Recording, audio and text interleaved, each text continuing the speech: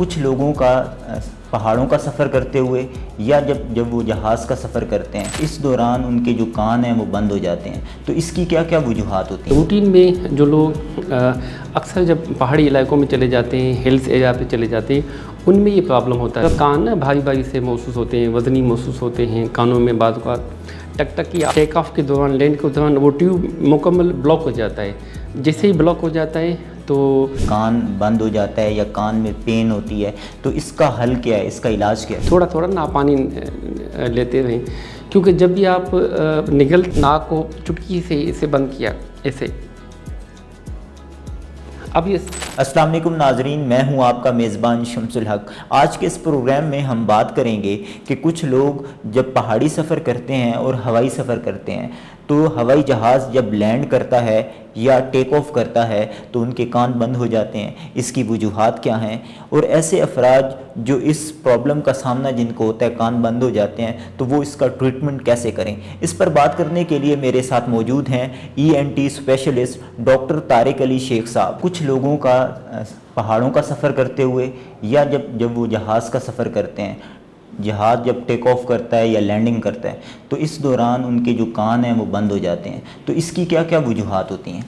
Thank you so much for inviting in Kasim Ali Shah foundation.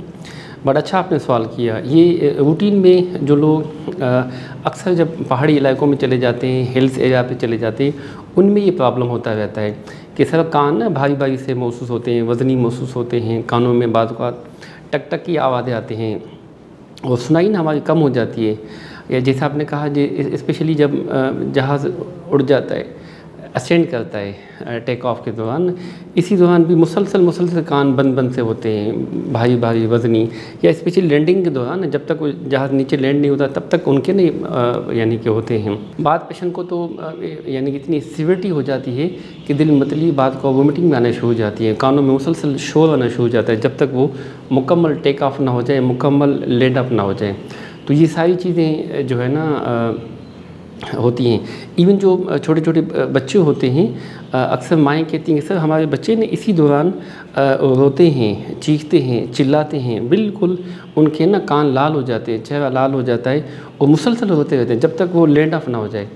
तो वजूहात के लिहाज से बुनियादी तौर पे कान और गले के दरमियान एक ट्यूब होता है जिसे हम कहते हैं यूसेशन ट्यूब।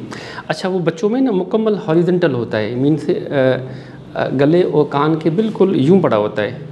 तो जैसे ही बच्चे टेक ऑफ के दौरान, लैंड के दौरान वो ट्यूब मुकम्मल ब्लॉक हो जाता है। जैसे ही ब्लॉक हो जाता है तो जो बाहर का प्रेशर है असेंड के दौरान या डिसेंड के दौरान, नॉर्मली मिडिल ईयर जो है उनके 3 फंक्शन होते हैं। वो एक्सटर्नल एटमॉस्फेयर का प्रेशर और मिडिल ईयर का प्रेशर वो आपस में मेंटेन करते हैं।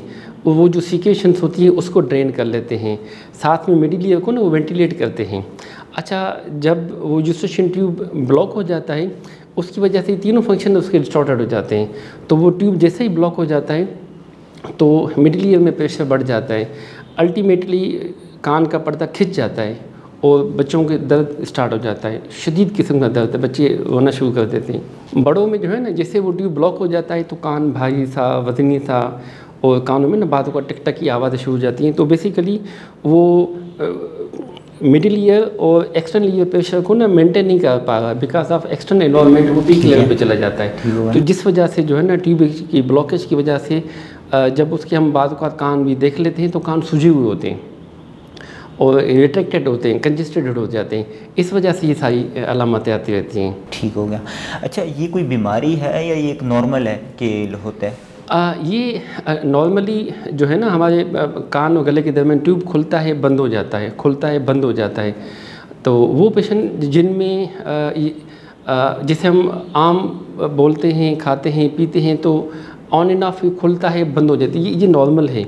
मगर जिनमें यूसेशन ट्यूब का प्रॉब्लम हो जाता है इन्फेक्शन की वजह से, एलर्जी की वजह से, या गले का कोई प्रॉब्लम हो उसकी वजह से, तो उनमें ये ज़्यादा प्रॉब्लम हो जाता है। उनमें जो है यूसेशन ट्यूब मुसलसल ब्लॉक रहता है इन्हीं पोजीशन के दौरान, तो उनमें फिर वो एक पैथोलॉजिकल प्रॉब्लम बन जाता है। तो ये फिर सारी चीज़ें उनमें स्टार्ट हो जाती हैं। हो गया। अच्छा, वो लोग जो इस प्रॉब्लम को फेस करते हैं, जिन्हें ये मसला दरपेश होता है कि जब वो पहाड़ी सफ़र करते हैं या हवाई सफ़र के दौरान टेक ऑफ और लैंडिंग के दौरान उन्हें कान बंद हो जाता है या कान में पेन होती है, तो इसका हल क्या है, इसका इलाज क्या है? बुनियादी तौर पे ना ऐसे पेशेंट को हम कहते हैं जब भी आप टेक ऑफ हो या लैंडिंग हो, इवन आपने एयरप्लेन पे भी देखा होगा कि एयर होस्टेस अक्सर जो है ना वो पानी दे देते हैं कि आप थोड़ा थोड़ा ना सिप लेते रहें, थोड़ा थोड़ा ना आप पानी लेते रहें, क्योंकि जब भी आप निगलते हैं या आप चबाते हैं या आप यानिंग करते हैं, बासी लेते हैं, तो इसकी वजह से ना कान और गले के दरमियान जो ट्यूब है वो खुला रहता है आपका, तो वो जो पानी है वो आप निगलते हैं ना, कान और गले के दरमियान जो ट्यूब है वो आपका खुला रहता है। या आपको बात टॉफ़ी वगैरह दे देते हैं, अगर चिल किस्म की जो है ना सोर किस्म की टॉफ़ी हो, वो खट्टी होती है, उससे ना मुंह के अंदर सलाइवा ज़्यादा सिक्रेशन पैदा होती रहती है, उसकी वजह से भी ना कान और गले के दरमियान ना ट्यूब खुला रहता है। तो उसी दौरान हम कहते हैं आप ना मुसलसल पानी थोड़ा सा लेते रहें अनटिल एंड मुकम्मल टेक ऑफ या मुकम्मल लैंड हो जाए। अच्छा, दूसरा फिर हम कहते हैं कि आप चबाएँ, स्पेशली हम कहते हैं आप इसी दौरान कोई फ्रेशअप चिगम ले लें, कोई बबल अप ले लें, और मुसलसल आप उसको चबाते रहें, मुसलसल आप उसको चबाते रहें, इससे भी ना यानी कि कान और गले के दरमियान ट्यूब आपका ना खुला रहता है। तीसरा यानिंग आप करें, ठीक है ना, मुसलसल आप यानिंग करते हैं, बड़ी आप करते हैं, उसी दौरान जैसे आपकी क्योंकि आपको प्रॉब्लम रहता है, आपको इसमें सफ़र करते हैं इन तमाम अलामतों में, तो कम से कम आपका ये जो पहाड़ी इलाके में जाते वक्त ये टाइम हो जाता है या टेक ऑफ लैंडिंग के दौरान, तो इसी पीरियड के दौरान ये इम्पॉर्टेंट है। इन एडिशन दो जो चीज़ें होती हैं, नाक को भी हम कहते हैं कि खुला होना चाहिए, तो हम कहते हैं कि आप कंसल्टेंट को दिखा के एक दफ़ा डिकंजेशन जो है ना स्प्रे ले लें नाक में, 2 पफ इस साइड पे 2 पफ इस साइड में, तो उसी दौरान नाक आपका ना खुला रहेगा। तो वो क्योंकि ट्यूब जो है बड़ों में नाक के पीछे एंड होता है, कान के मिडिल ईयर और नाक के पिछली वाली जगह पे, तो स्प्रे करने से ना वो ट्यूब आपका खुला रहता है। और बाज़ को जो है ना कंसल्टेंट एंटी जो है ना डिकंजेशन टेबलेट्स भी दे देते हैं, तो अगर पेशेंट वो टेबलेट इस्तेमाल कर लें, ये ड्रॉप्स इस्तेमाल कर लें, इन एडिशन ये चीज़ें करें, इसी दौरान जो है ना बड़ा बेहतरीन किस्म का ना सफ़र गुजर जाता है, वो बड़ा अपने आप को ना कम्फर्टेबल फील करते हैं। इवन जो बच्चे हैं, बच्चों में भी जो आपने ट्रीटमेंट की बात की, क्योंकि बाद ओपीडी में पेशेंट जो आ जाते हैं उनको कान से ना पीप आना शुरू हो जाती है, बाद के बच्चों को ना ब्लड आ जाती है, तो हम माओं को कहते हैं कि ये जो है ना कहते हैं हम जैसे लैंड ऑफ किया तो ये बच्चे रोते थे, चीखते थे, चिल्लाते थे, और जो है ना अब ये हुआ कि रेशा आना शुरू हो गया हुआ है।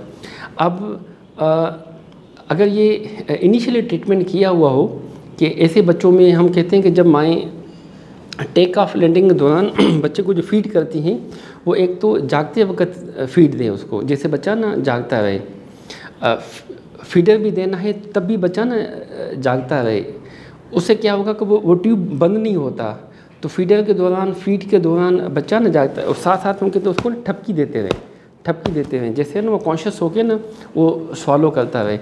तो ऐसे बच्चों में ना फिर चीखना चिल्लाना ये चीज़ें नहीं होती। इन एडिशन हम कहते हैं बच्चों को पेन किलर वगैरह थोड़ी दे दें, कुछ ड्रॉप्स आते हैं वो हम कहते हैं नाक में इस्तेमाल करें, तो बच्चे का ना सेफ साइड चीज़ें रह जाती हैं।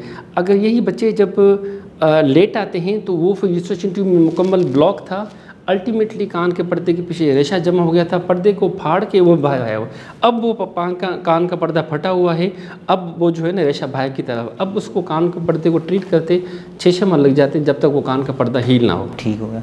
अच्छा, आपने तस्करा किया कि वो अफराद जिनको इस मसले का सामना करना पड़ता है वो पानी पिएँ या वो कोई खट्टी या तुर्श चीज़ लें, तो क्या ये जो तुर्श टाफ़ी या कोई तुर्श ऐसी भी कोई भी चीज़, तो ये क्या ज़्यादा इफ़ेक्टिव है? असल में ना ये तमाम चीज़ें जो हम कहते हैं सॉलो करें, डिग्लूटेट करें या यानिंग करें, खाएं या पिएं या चबाने, असल मकसद ये है कि कान और गले के दरमियान जो ट्यूब है वो खुला होना चाहिए, वो पेटेंट होना चाहिए, जिससे मिडिल ईयर और एटमॉस्फेयर प्रेशर वो आपस में ना वेंटिलेट रहे, वो आपस में ना प्रेशर मेंटेन रहे। तो ये सारी चीज़ें करने की वजह से ना प्रेशर मेंटेन रहेगा, ट्यूब ब्लॉकेज नहीं होगा, ट्यूब पेटेंट रहेगा, कान के पर्दे के ऊपर सोजन नहीं रहेगी, कान उसी दौरान ना भारी भारी वजनी नहीं होगा, कानों में जो टक टक की आवाज़ें, बाद का चक्कर आ जाते हैं, बाद एडल्ट पेशेंट में भी कान से ब्लड आना शुरू हो जाती है। तो ये अलामतें और इसी पीरियड मेजरमेंट से ना बड़ी सेटल हो जाती हैं। ठीक हो गया। अच्छा, इंटरव्यू से पहले जब डिस्कशन हो रही थी तो आपने एक वाल्व सल्वा जो मेन्यू टेक्निक है उसका तस्करा किया कि अगर कान बंद हो जाए तो उससे खोला जा सकता है, तो ये टेक्निक क्या है? थोड़ा इस टेक्निक के बारे में नाजरीन को बता दीजिए। असल में वाल्व मेन्यू ये भी एक मेथड है जो हम कहते हैं कि जी चंद सेकंड्स में ना कान को खोलने का एक तरीका है, जिससे आप जो है ना करके कान और गले के दरमियान ट्यूब को आप खोल सकते हैं मैन्युअली, अपने हाथों से। उसमें बुनियादी तौर पे ना हम कहते हैं कि लंबा सांस लें, ठीक है, सांस लेकर ना लिप्स को ब्लॉक करें और नाक को शहादत की उंगली और अंगूठे के साथ नाक को बंद करें और जो पूरी हवा है वह बाहर निकालें। इससे कान और गले के दरमियान जो ट्यूब है वो खुल जाता है। जैसे आपने सांस लिया, लिप्स को ब्लॉक किया और नाक को चुटकी से इसे बंद किया ऐसे, अब ये पूरी हवा जो है ना वो बाहर निकालें। अच्छा, ये कितनी देर करें? ये आप 1-2 दफ़ा करें और दिन में आप 3 से 5 दफ़ा आप कर सकते हैं, ठीक है। इससे आप इमीडिएटली ना कान और गले के दरमियान ट्यूब आपको खुला रहता है, आप अपने आप को ना बड़ा कंफर्ट। तो ये भी पेशेंट को ना बात को हम कहते हैं आप ये एक्सरसाइज उसी दौरान 2-4 दफ़ा कर लें, जिससे आपका ना कान आपको खुला रहे। इसको हम वाल्व मेन्यू करते हैं। मगर इसमें हम कहते हैं कि वो पेशेंट ना करें जिनको नाक में बलगम है, वो पेशेंट जिनका आँख में ना कैटरेक्ट का इशू है, मोतिया जिसे हम कहते हैं, या लेंस डाला हुआ हो। अच्छा, वो भी पेशेंट ना करें जिनको आँखों की जो समात है जिसे रेटिना कहते हैं उसका कोई प्रॉब्लम हो, वो इसको मेन्यू ना करें। अच्छा, वो पेशेंट जिनको अनकंट्रोल्ड हाइपरटेंशन है, बीपी का प्रॉब्लम, वो उसको ना करें। या जिनको कोई कार्डियक का इशू है, या वो पेशेंट स्पेशली जिनको ना रिसेंटली ब्रेन स्कीमिया हुआ है या फालिज हुआ है, ब्रेन स्ट्रोक हुआ है, वो ये 5-6 पेशेंट्स वो ना करें।